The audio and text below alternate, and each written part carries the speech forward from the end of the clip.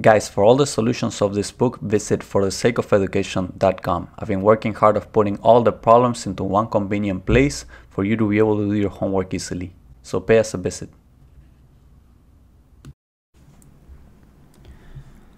Alright guys, today we're going to do this problem that's called replace the force system acting on the post by a resultant force and a couple moment at point O.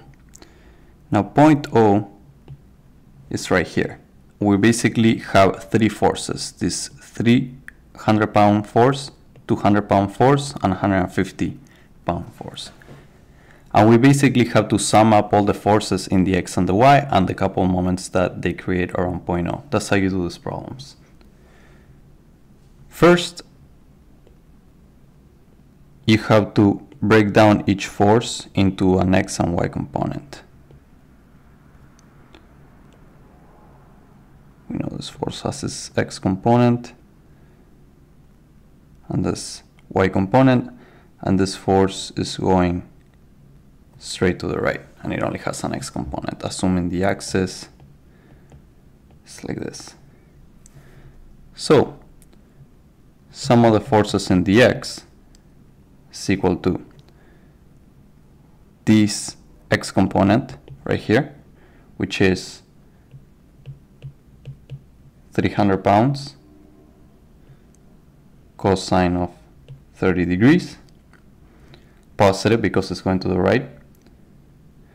Then this force right here, which is negative 150 times 4 over 5 because of the triangle that you have right here, plus the 200-pound force down here, and that is the sum of the forces in the X. That gives 259.81 minus 120 plus 200,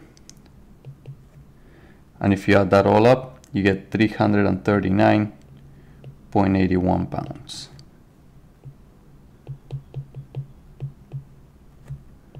That is the sum of the forces in the X. Now we're going to do the sum of the forces in the Y, which is this Y component right here, and this Y component right here, and this third force doesn't have a Y component, so it doesn't really matter. The force at the top is 300 times the sine of 30 plus 150 times 3 over 5 because of this triangle right here. This is all in pounds. If you add this all up, you should get 240 pounds for the sum of the forces in the Y. Now that we have the X and Y component of the resultant force, we can calculate the actual force and its angle. So the force magnitude, let's call it FR for resultant, is equal to the square root of the sum of the forces on the X and the sum of the forces on the Y. And when you calculate that by plugging in this number and this number right here, you get 416.02. That's in pounds. And that is the magnitude of the resultant force. Now how do you find the angle? Let's call it theta. Theta is equal to the tangent inverse of the sum of the forces in the Y over the sum of the forces in the X. It's important that you also include the sign, not just the magnitude when you do this. If you plug in these two numbers again, you're gonna get that theta is equal to 35.23 degrees positive. So the resultant force is 416.02 pounds at an angle of 35.23 degrees.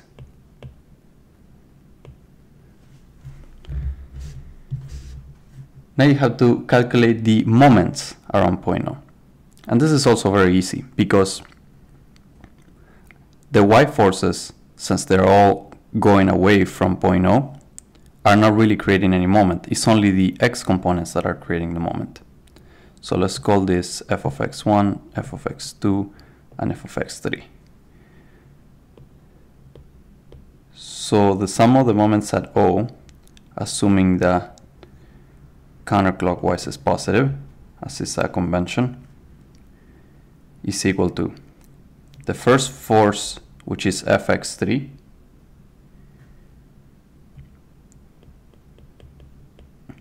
times the distance from O, which is 2 feet, times 2. And that is negative because it's turning the post clockwise. The second force, which is f of x2, times 4 feet, because it's 4 feet from O, and that is positive because it's turning O counterclockwise. And the last one is f of x1, sorry I didn't go by order guys, which is 6 feet away, and it's negative because it's turning O clockwise. So when you plug in f of x1, f of x2, and f of x3, which will look something like this, let me write it down for you guys. F of x1 is f of x3 is 200 times 2, and this is negative. F of x2 is 4 over 5 times 150 times 4, and f of x1 is 300 cosine of 30 degrees times 6. Plug all this into your calculator and you should get 1478.85 foot-pounds, or you can do kilo foot-pounds. Keep